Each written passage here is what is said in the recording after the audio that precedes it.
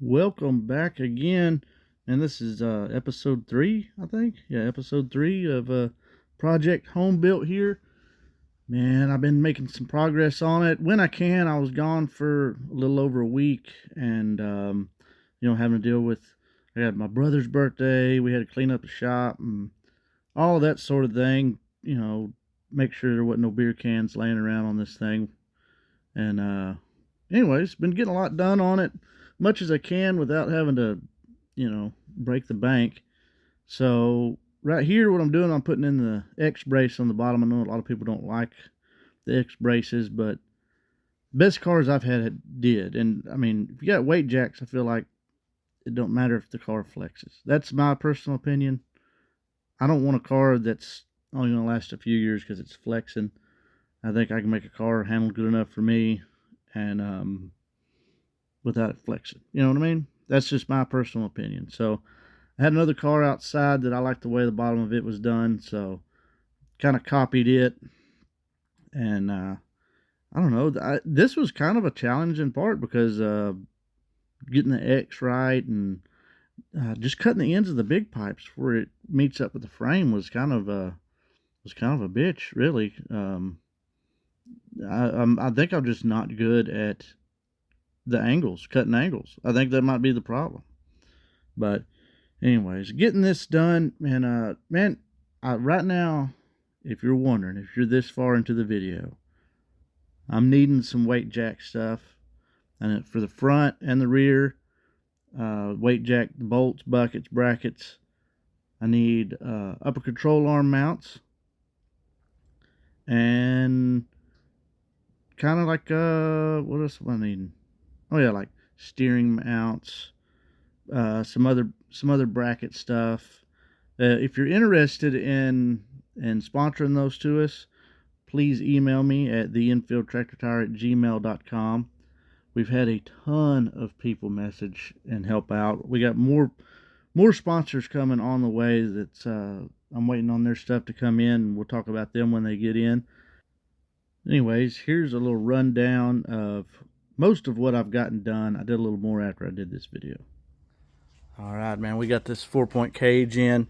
It was a little bit of an issue on the fitting up here, but we kind of got it kind of how I wanted. You know how it is. Not your best welds are the ones people's going to see. That's kind of how this project's going. That's just sitting there. That's going to go in here somewhere, and I'm going to have spring buckets in it. So I just got those sitting there for now. Still haven't swept that up, so don't judge me on that. But if you do, I don't care. So I did the rear. We talked about this before. I had some 4x4 box tubing, and I split it. You can see it fit them in. I'm gonna finish welding all this up, and I feel like it's gonna be a little stronger, a little more weight on the back. I want some rear percent built into this thing, so that's part of my plan there. Then I wanted to drop it down because I wanted my bumper a little lower than that. So the wagon over here is built where it comes straight off this top, and it's really high. The problem I have is when somebody gets up underneath me, it lifts the back of the car up, or it'll just clean the radiator and everything off. So I wanted it a little lower so I can get my rear bumper a little lower.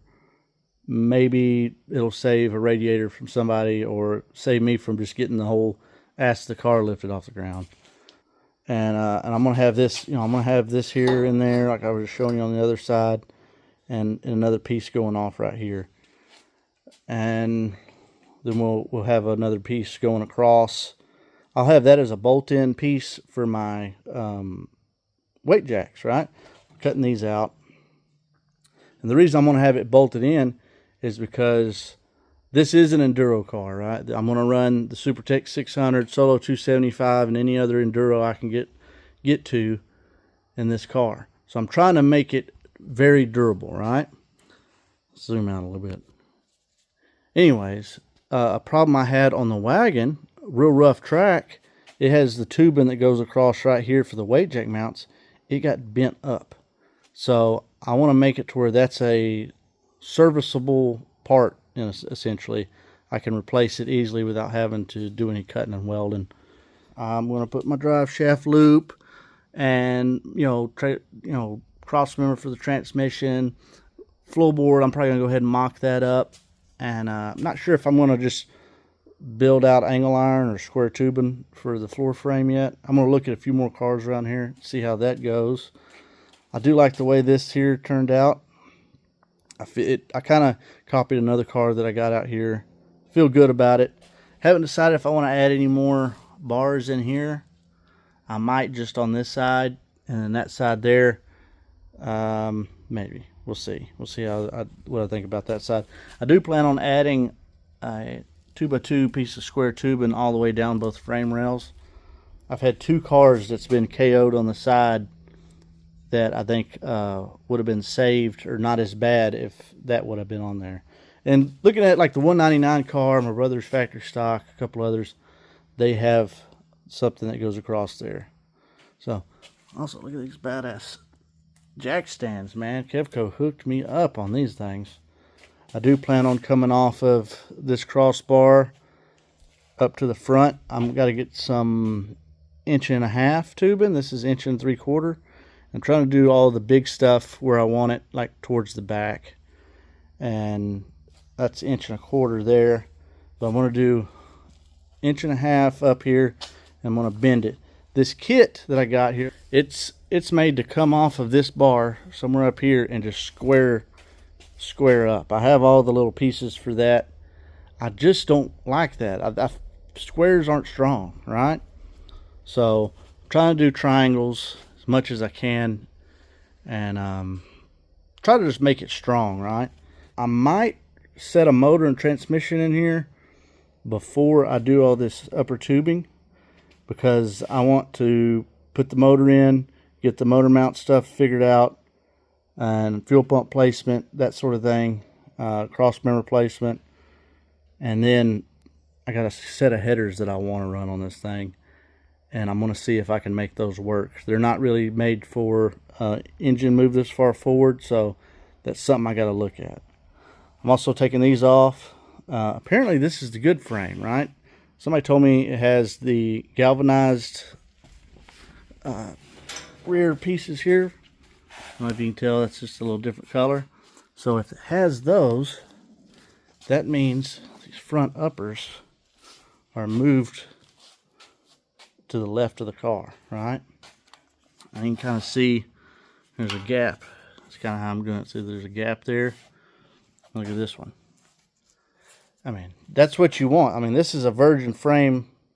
Nobody's ever had sex with it, or it's never been raced. Both, I think.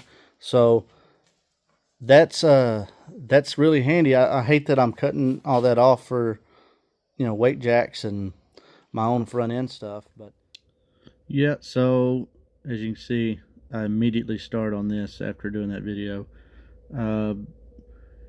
Man, this part here made me a little nervous because I've never done this. I've redone them, but I've never done one. And I was like, what do I do on measurements? So I just went out to the old wrecking yard, looking at some old dirt cars, took some measurements, kind of got an average of what I thought I needed. I'm moving this motor back just a little bit. So this is the fuel pump clearance part. I do plan on doing a lot more plating on this cross member. Just not at the moment, I guess you could say. I'm going to wait and just to strengthen it up a little bit. Once you get a lot of laps on these cars, they'll tend to want to curl in a little bit at the top. So I'm going to try to keep that from happening. But I was kind of happy with the way this thing turned out. I had about 5 people in the shop while I was doing it, so it's kind of, I don't know. I'm weird about working in front of people, I guess, especially when I don't know what I'm doing. But turned out all right. That's a little magnet I had on there just so I could hold it in place, or hold it because it kept falling in there. But man, this stuff is pretty straightforward. Like I said, this whole build is about showing you that you can do it, not how to do it. If you hadn't told, I can't tell. I'm not really explaining what I'm doing a lot. because I don't know. I'm winging it the entire time. Every day I come in, I don't really know what I'm going to do. But it's pretty straightforward on stuff, man. I think if you got a welder and you got a torch or a plasma cutter like I got, or chop saw. I'm using the cutoff wheel for a lot of stuff. It's a bunch of basic tools that if you got a race car, it's stuff you're going to need. I 100% think that this is something that most people can do with a little bit of common sense. I'm enjoying it so far. I think when I get done with this one, maybe I'll build another one. Who knows? I don't know. We'll see.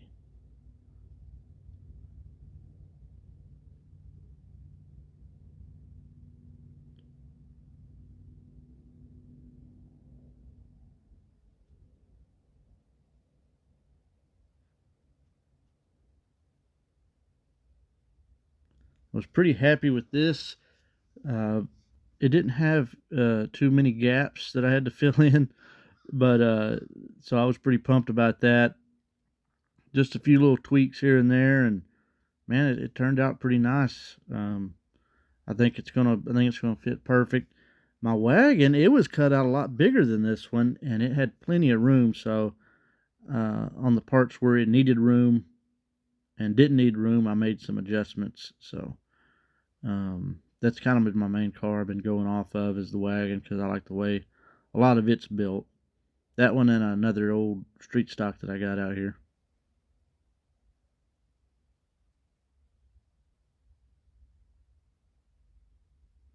If you can tell, I have a piece of square tubing run across. It's kind of in the middle of the screen there. That was to hold the frame, just to keep it from moving in or out.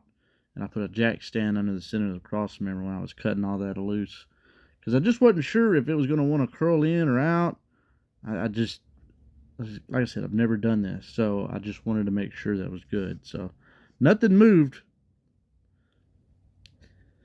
Here I'm getting the motor put in. This is my old 602 crate. That thing's got like 2,500 laps on it between enduros and running in my factory stock. I wasn't sure how I was going to do this. I had that rocket mid plate there. I had a couple of other ones, but I thought, I didn't know where they came from or anything, and they were all a little different. I said, well, if I end up ever having to get another one, at least I can just order one from Rocket, you know what I mean? So, made a couple little templates here. As you'll see here in just a little bit, it's kind of a, I don't know. It's not the best thing in the world, maybe, but I'm going to clean it up, make it look a little better. I was kind of not knowing what I was going to do as I was going.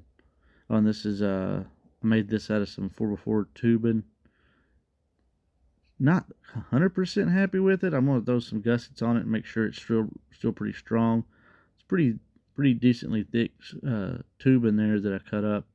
So I don't think it'll bend. I shouldn't have to worry about that. But I'm going to add some gussets on one side of it, just so it doesn't try to move one way or another.